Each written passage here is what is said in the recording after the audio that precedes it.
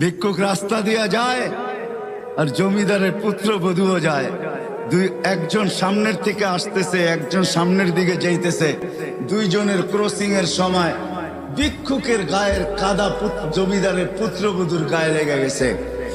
সে দুনিয়া আন্ধার করে ফেলছে, স্বামীকে ডাইকা নিয়ে আসছে, বলছে এই ভিক্ষুক আমার কাপড় নষ্ট করে দিছে। সে শুধু ভিক্ষুক ছিল না, বৃদ্ধ ছিল।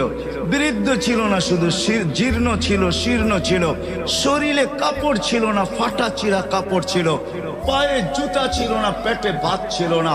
জমিদারের পুত্র সইতে পারে নাই, যৌবনী শক্তি সয়তো সয় কি কইরা তার স্ত্রীর গায়ে ভিক্ষুকের কাদা, বস সমগ্র শক্তিকে হাতে একত্র করে বৃদ্ধের গালে বসায়।